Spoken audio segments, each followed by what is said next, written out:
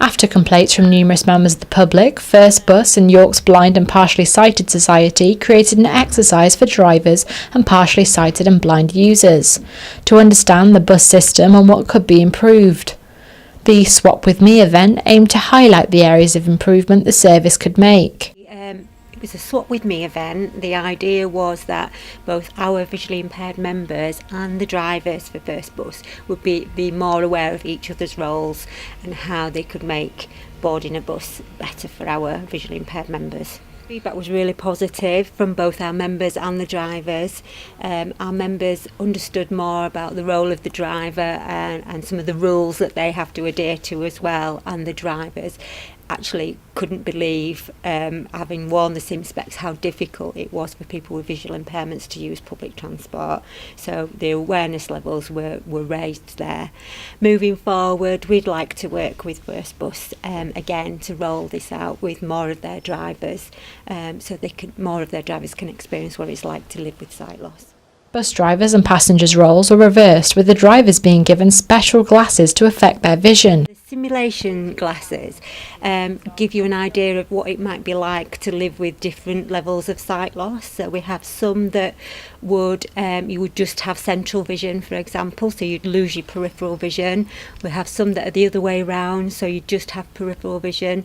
Some that would be patchy or misty.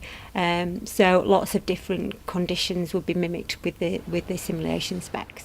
It is not always easy to tell that a person may be disabled, an issue that was highlighted by those who attended the event without a guide dog or stick. Particularly in York, because it's a very busy city, moving about can be really difficult for someone with a visual impairment or any level of sight loss. Just walking down the street, not seeing obstacles, people not taking care and not noticing them either. Not every person with a visual impairment has a guide dog or a guide cane, so it's not always obvious that someone has a visual impairment. So moving around and using public transport can be really difficult for someone with sight loss. Probably it would be a good start in schools with children to be able to make them more aware, so that as they grow into adults that we've got a society that is more aware of sight loss. As an organisation, we do offer visual impairment awareness sessions as well for organisations and small groups, so we're quite happy to go out and do similar sessions with other groups to make them more aware. We were approached from some of Caroline's customers who had raised issues about boarding buses initially. So this was in terms of drivers not understanding that they may be partially sighted or have a sight problem. As an example, somebody waiting for a bus and not being able to read the number, and when the bus stops, they're asking the bus driver, is this a number 4? And the bus driver may say, well, it says it's a number 4, and not actually understanding that that person couldn't see. But also from our electric vehicles, not being able to hear the bus coming, so the bus would drive past because they hadn't put their hand out for the bus, so that was causing them an issue. So what we decided to do was take some of Caroline's customers down to our depot and actually put them on an electric bus so they could understand the sound, because they couldn't physically see the bus, and also for our drivers to use some of the visually impaired spectacles so they could see or experience what it's like for a customer waiting at a bus stop where they can't physically see the bus coming. More events such as this have been planned for the future to strengthen the relationship and understanding between drivers and passengers. There was about 15 people there, but this is just the first small event and we intend to roll that out.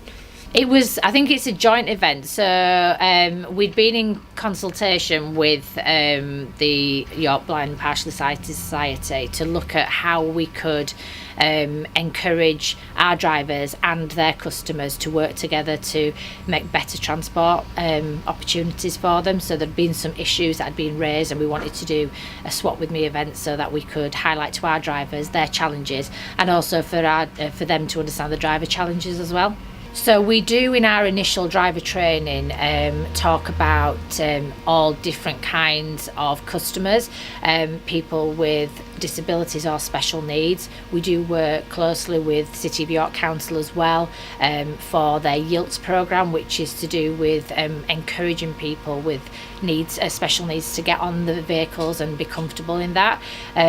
So yeah, we do have that training, but it is something that we are looking to, following working with Caroline, carry on and do some more training, especially some more of these Swap Me events. York's Blind and Partially Sighted Society are working hard with First Bus to ensure commuting through York is made as enjoyable as possible for those who use the service. Charlie Wainwright, That's TV.